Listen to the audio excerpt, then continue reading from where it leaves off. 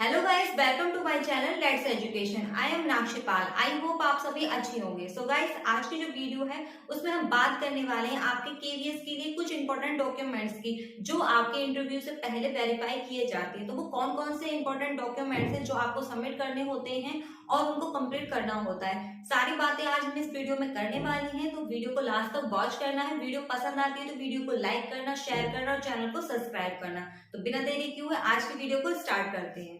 So guys, कुछ important documents हैं जो आपके इंटरव्यू से पहले वेरीफाई किए जाते हैं। तो ये सारे डॉक्यूमेंट्स आपके पास होने चाहिए। अगर इसमें से एक भी डॉक्यूमेंट्स आपका नहीं हुआ तो आपको इंटरव्यू में भी परेशानी हो सकती है। तो इसीलिए मैंने ये वीडियो बनाया है।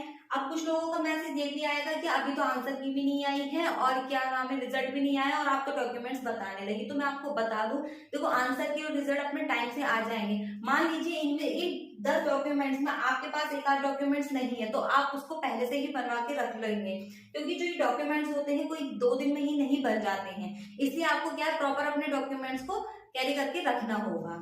तो ये जो वीडियो है आपकी इंपॉर्टेंट डॉक्यूमेंट्स है, चाहे वो पीआरटी से हो, टीसीटी से हो या पीजीटी से हो। अब बात कर लेते हैं वो कौन कौन से इंपॉर्टेंट डॉक्यूमेंट्स है। फर्स्ट है आपका एजुकेशन, यानी कि आपकी क्वालिफिकेशन। आपकी क्वालिफिकेशन 10th 12th या ग्रेजुएशन जो भी है, आपको क्या है सबकी ओरिजिनल और इनकी चार चार क्या है फोटो स्टेट कराकर रखनी होगी, ताकि इन फ्यूचर आपको कोई भी जरूरत हो तो आप ये काम में ला सकते हैं। ओरिजिनल के साथ साथ में आपको क्या है 4 कॉपीज भी कराकर रखनी होगी। आपने ग्रेजुएशन किया है तो ग्रेजुएशन की भी करानी होगी। सेकंड की बात कर लेते हैं। सेकंड है आपका डिप्लोमा। डिप्लोमा यानी कि आपने डीएलएड किया है या आपने बीएड किया है ना, कोई डिग्री है आपके पास में बीएड की, तो क्या है आपको उसको भी क्या है 4 फोटो स्टेट करा के रखनी होंगी और ओरिजिनल को भी आपको रखना होगा अपने पास में। अब ये हो गए आपके 2 डॉक्यूमेंट। अब बात कर लेते हैं तीसरे डॉक्यूमेंट्स की। सबसे पहले ये बहुत इंपॉर्टेंट है, मैं आपको बता दूं, मिस्टेक नेम और चेंज। मिस्टेक नेम चेंज का मतलब ये है कि अगर आपकी नेम में कोई चेंजमेंट होगा, यानी कि कोई गलत नाम आपका है, आपकी मम्मी का या फादर का, किसी का भी नाम उसमें गलत है आपकी मार्कशीट में, तो आप उसको ठीक करा लीजिए। अगर वो अब ठीक नहीं हो सकता, आपको एक एफिडेविट बनवाना है जिसमें आपको ये लिखवाना है कि इन फ्यूचर में अपना जो मतलब मार्कशीट में मिस्टेक है नेम की वो ठीक करा लूंगा या करा लूंगी। ये चीजें आपको पहले ही करके रखनी है, क्योंकि ये वाली शिकायत बहुत अधिकतर देखने मिलती है कि नेम में मिस्टेक हो जाता है, डेट ऑफ बर्थ में मिस्टेक हो जाता है। तो ये इतनी जल्दी आपकी चेंज नहीं होती। अगर मैं आपसे आज कहूँ तो आपको कम से कम 1 महीना लग जाएगा उसको चेंज कराने में, और उधर आपका इंटरव्यू हुआ तो आप क्या करोगे। तो इसका यही सॉल्यूशन है, आपको एफिडेविट बनवाना है, उसमें ये बात कहनी है कि मैं इन फ्यूचर अपना जो नाम है, जो मिस्टेक है उसको ठीक करा लूंगा। तो ये काम आपको बहुत जरूरी करना है। अब बात कर लेते हैं चौथे डॉक्यूमेंट्स की। तो ये है आपका सीटेट का सर्टिफिकेट। देखो सीटेट क्लियर किया होगा तभी आपने केवीएस का एग्जाम दिया होगा। तो डिजी लॉकर से आप जो है और आपने निकलवा लिया होगा अपना सीटेट का रिजल्ट, तो उसकी भी क्या है 3 से 4 कॉपीज आपको करा के रखनी होंगी। अब बात कर लेते हैं 5th की, यानी कि ओबीसी सर्टिफिकेट की। जो ओबीसी आपका सर्टिफिकेट बनने वाला है वो सेंट्रल का बनने वाला है। स्टेट का सबके पास में होता है, लेकिन इस बार जो केवीएस में मांगा है वो सेंट्रल का बना हुआ होना चाहिए आपके पास में। और जो कहाँ पर बनाएगा, आपका कोर्ट में बनेगा, कोर्ट से बना हुआ सेंट्रल का होना चाहिए। ये बहुत इंपॉर्टेंट है। अब बात कर लेते हैं 6 डॉक्यूमेंट्स की आपकी। तो ये आता है आपका एससी एसटी का सेंट्रल का आपका क्या है सर्टिफिकेट होना चाहिए। ये तो वैसे सेंट्रल का ही होता है, लेकिन इस सर्टिफिकेट को भी आपको कैरी करके रखना है और इसकी भी फोटो स्टेट करवा के रखनी है। अब बात कर लेते हैं 7 पॉइंट की। 7 डॉक्यूमेंट्स है आपका पीएच सर्टिफिकेट, यानी कि कोई हैंडीक्राफ्ट है तो अपना सर्टिफिकेट को क्या है प्रॉपर सही से बनाकर उसकी भी 4 से 5 फोटो स्टेट कराकर रख लेनी चाहिए। अब बात कर लेते हैं 8 की।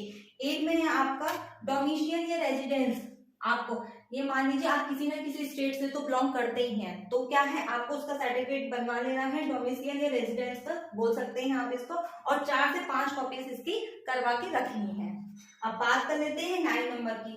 9 है आपका बायोडाटा। देखो बायोडाटा आपको बहुत अच्छे से प्रॉपर बनवाना है। आपको जिसमें जितनी नॉलेज है उसी के हिसाब से अपना एक्सपीरियंस उसमें फिल करवाना है। मान लीजिए उसमें आपसे हॉबीज भी पूछी जाती हैं, तो आपको हॉबी बिल्कुल वही फिल करनी है जो आपको पसंद हो। मान लो आपने मतलब बायोडाटा बनवाते हुए बता दिया कि मुझे क्रिकेट में बहुत हॉबी है मेरी है, और आपको क्रिकेट के बारे में कुछ पता ना हो, फुटबॉल लिखवा दिया हो, फुटबॉल के बारे में कुछ पता ना हो, तो क्योंकि जब इंटरव्यूअर आपका इंटरव्यू लेंगे तो उस टाइम पर आपसे हॉबीज पूछ सकते हैं और उसके बारे में भी कुछ डिटेल पूछ सकते हैं। तो लेकिन हमें क्या है, उसके बारे में प्रॉपर जानकारी होनी चाहिए, वही हमारा बायोडाटा होना चाहिए। मान लीजिए आप जिस स्टेट से बिलोंग करते हैं तो उसके बारे में भी हमको पता होना चाहिए, चाहे वो सीएम हो, राज्यपाल हो, लोक नृत्य, ये सारी चीजें भी हमें अपने स्टेट के बारे में भी पता होनी चाहिए।